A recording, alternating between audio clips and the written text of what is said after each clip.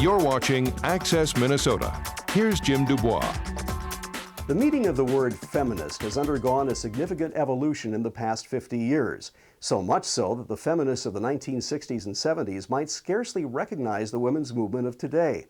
U of M Communication Studies professor Mary Vavrus looks at the state of feminism in contemporary America. Mary Vavrus is a professor in the Department of Communication Studies at the University of Minnesota. Professor Vavrus, welcome to Access Minnesota. Thank you for inviting me. Amongst younger women, it seems that very few call themselves feminists. Even the word feminist is often used in a negative connotation. Why has this stigma come about? Well, I think it's certainly the conventional wisdom that younger women are worried about being labeled feminist. But I'm not so sure in actuality that that's always the case. And maybe my examples are anecdotal. Last March, I went to and gave a talk at a global women's rights forum in San Francisco, at the University of San Francisco. And it was packed with young women and young men. And it was not, none of them were fearful of using the term. So I'm not sure always that is actually true. But to the extent it is, I think that the media have had a hand in helping that along. How do we differentiate between first wave feminism and second wave feminism? Yeah, that's a good question. The first wave feminists are mainly associated with getting the right to vote, right? So mainly their targets were voting and politics, electoral politics. The second wave women's movement is more associated with post-World War II into maybe 1981, 82, something like that. But the second wave women's movement was more about workplace conditions, more about their mantra was making the personal political. And so making links between what happens in women's personal lives at home and political structures, policies, laws. And they were very concerned with things like sexual harassment, naming it, prohibiting it legally, domestic violence, naming it, prohibiting it legally, and putting a name and legal prohibition on practices that many women had just taken for granted. Have we entered a post-feminist era, and if so, what exactly does that mean?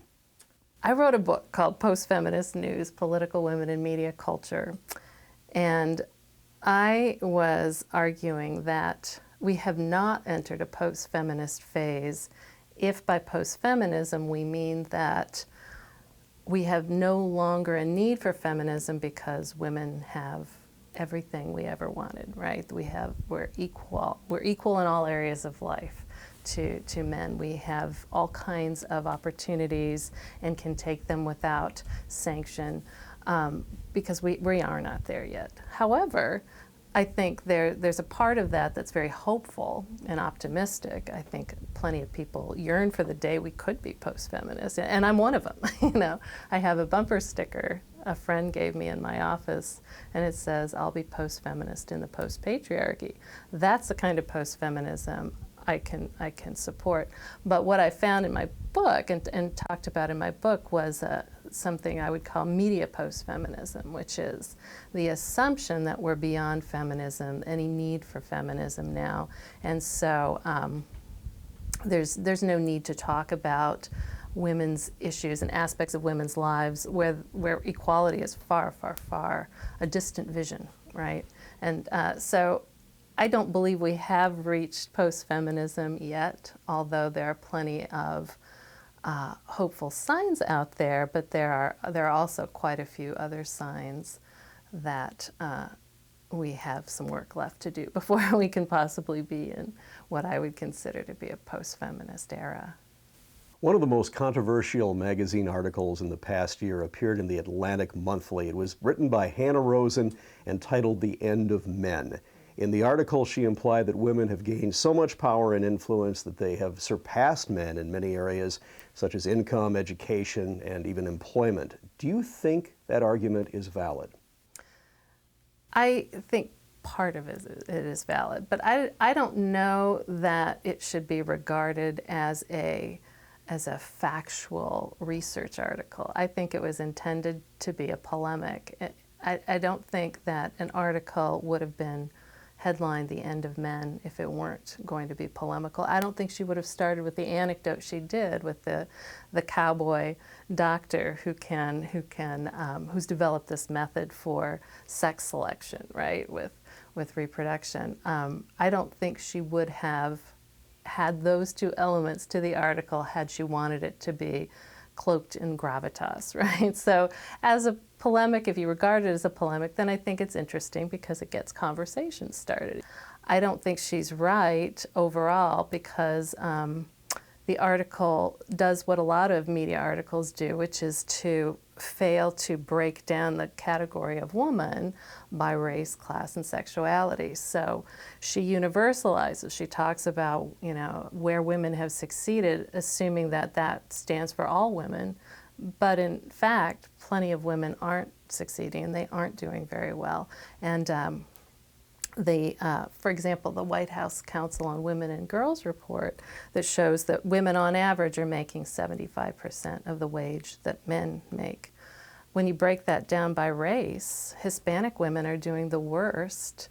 African American women are just above them. White women are next, and Asian women are doing the best among women generally in terms of the percentage of a man's wage they make. And so she's writing for a very select group of people, a select audience, and she's talking about a select group of people too, mainly, but she universalizes. And so it's an interesting piece to start with, but it has some problematic assumptions in there that I really question. And one of them is that the assumption that in order for women to do better, men have to do worse, as if gender is a zero-sum game.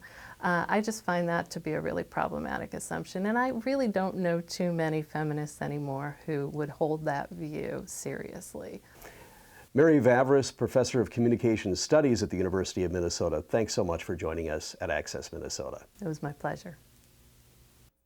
That's all for this month's edition of Access Minnesota. Be sure to visit us at accessminnesotaonline.com. You can also find us on Facebook and follow us on Twitter. That's all for this month. Thanks for watching.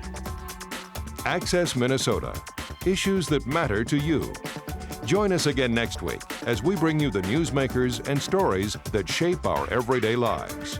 Access Minnesota is produced by the Minnesota Broadcasters Association in cooperation with the University of Minnesota's College of Liberal Arts.